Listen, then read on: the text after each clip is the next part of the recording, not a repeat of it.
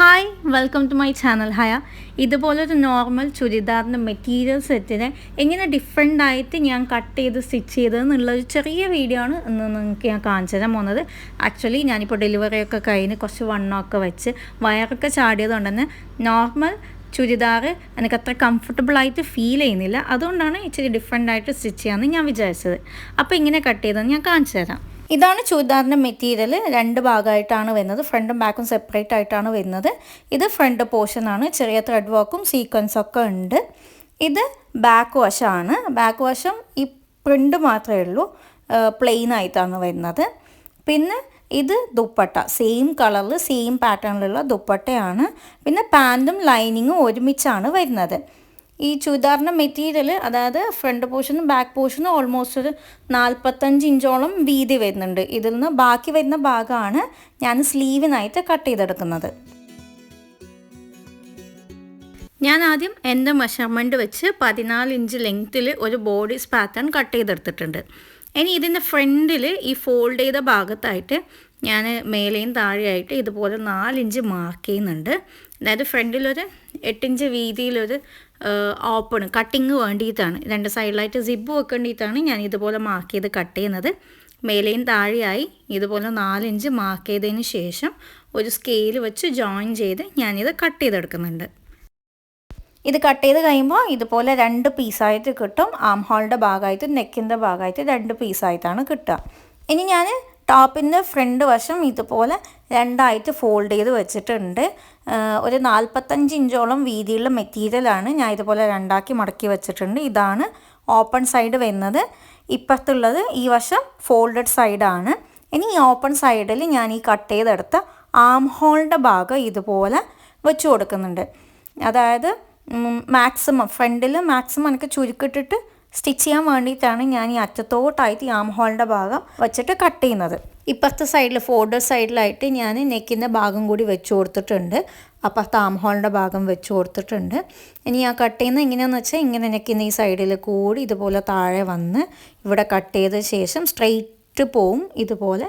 പിന്നെ മേലോട്ട് വന്ന് ഈ ഷോൾഡർ കട്ട് ചെയ്ത് ആം ഹോൾ കട്ട് ചെയ്ത് ഇതുപോലെ താഴെ വരെ പിന്നെ കട്ട് ചെയ്യുന്നില്ല, അതങ്ങനെ വിടുന്നുണ്ട്. ഇത് ഞാൻ ഫ്രണ്ട് പോർഷൻ കട്ട് ചെയ്തെടുത്തിട്ടുണ്ട് പാറ്റേൺ വെച്ചിട്ട്. നിങ്ങൾക്ക് കാണാം, ഒരു 1/2 ഇഞ്ച് തയ്യൽ തുമ്പ് വെച്ചിട്ടാണ് ഞാൻ പാറ്റേൺ വെച്ച് താഴെ വരെ കട്ട് ചെയ്തെടുത്തിട്ടുള്ളത്.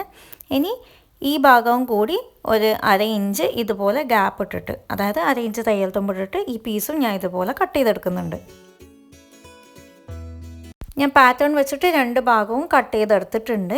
ഇനി ഇതിൽ ബാക്കി വരുന്ന ഈ ഭാഗം, ഈ പീസ് വെച്ചിട്ടാണ് സ്ലീവ് ഞാൻ ചെയ്യാൻ പോകുന്നത്. അതുപോലെ ആം ഹോളിൻ്റെ സൈഡിൽ നിന്ന് താഴോട്ടേക്ക് ഞാൻ ഷേപ്പിലൊന്നും കട്ട് ചെയ്തിട്ടില്ല. ജസ്റ്റ് സ്ട്രെയിറ്റിൽ മെറ്റീരിയൽ എങ്ങനെയാണോ ഉള്ളത് അതുപോലെ തന്നെയാണ് വിട്ടിട്ടുള്ളത്. ഇനി ഈ പീസ് രണ്ടും ഇതുപോലെ ജോയിൻ ചെയ്യണം. അതിന് മുന്നേ ആയിട്ട് സിബ് വെക്കണം.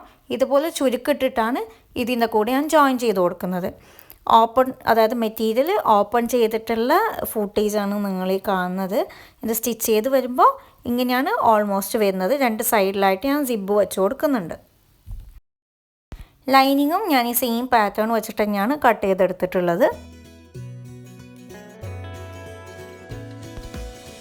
ഇനി ഈ മെയിൻ മെറ്റീരിയലും ഇതിൻ്റെ ലൈനിങ്ങും കൂടെ ചേർത്ത് വെച്ച് ഇതിൻ്റെ ചുറ്റിലൊന്ന് ലൂസിലൊന്ന് സ്റ്റിച്ചിട്ട് എടുക്കുന്നുണ്ട്. അതുപോലെ ഇതിൻ്റെ ഫ്രണ്ടിൽ ഞാൻ ചുരുക്കിട്ടിട്ട് എടുത്തിട്ടുണ്ട്. ഇനി ഇതിൻ്റെ അടിയിലായിട്ട് ഇതിൻ്റെ ലൈനിങ്ങും വെച്ചിട്ട് ഞാൻ ലൂസിലൊന്ന് സ്റ്റിച്ച് ചെയ്തെടുക്കുന്നുണ്ട്.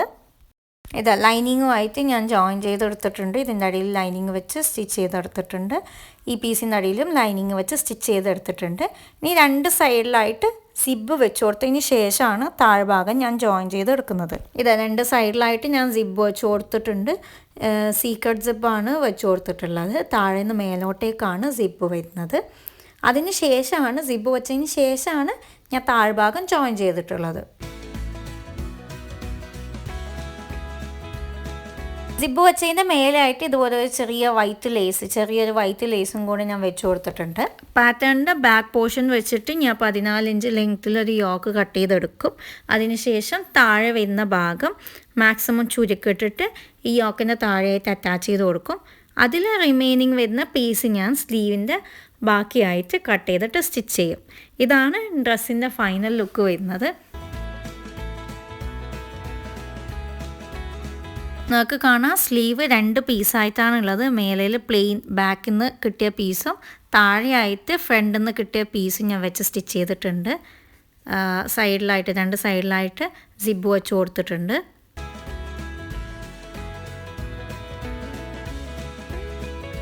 പിന്നെ ടോപ്പിൻ്റെ 2 സൈഡും ഞാൻ ആദ്യം താഴെ വരെ ജോയിൻ ചെയ്തിട്ടുണ്ടായിരുന്നു. പക്ഷെ അത് ഇട്ട് നോക്കിയപ്പോൾ അതെനിക്ക് തീരെ കംഫർട്ടബിളായിട്ട് ഫീൽ ചെയ്തില്ല.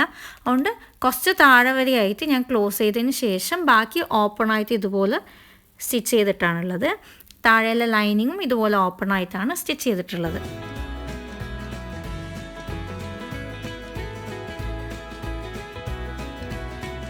ടോപ്പിൻ്റെ ബാക്ക് ഇതുപോലെ ഞാൻ 14 ഇഞ്ച് ലെങ്ത്തിൽ യോക്കും താഴെ ചുരുക്കിട്ടുമാണ് സ്റ്റിച്ച് ചെയ്തിട്ടുള്ളത്. ഈ വീഡിയോ ആക്ച്വലി ഞാൻ പ്ലാൻ ചെയ്തതൊന്നുമല്ല. എനിക്ക് സ്റ്റിച്ച് ചെയ്യുന്നത് ജസ്റ്റ് ഒന്ന് ഷൂട്ട് ചെയ്തിട്ട് ഒരു കുഞ്ഞു വീഡിയോ ആയിട്ട് ചെയ്യണം എന്നുള്ള ഉദ്ദേശത്തിൽ ഞാൻ വീഡിയോ പോസ്റ്റ് ചെയ്തതാണ്. നിങ്ങൾക്കത് ഡീറ്റെയിൽ ആയിട്ട് വേണമെന്നുണ്ടെങ്കിൽ താഴെ കമൻറ്റ് ബോക്സിൽ എഴുതി അറിയിക്കുക. വീഡിയോ ഇഷ്ടമെങ്കിൽ like, comment, share and subscribe. Thank you for watching my video.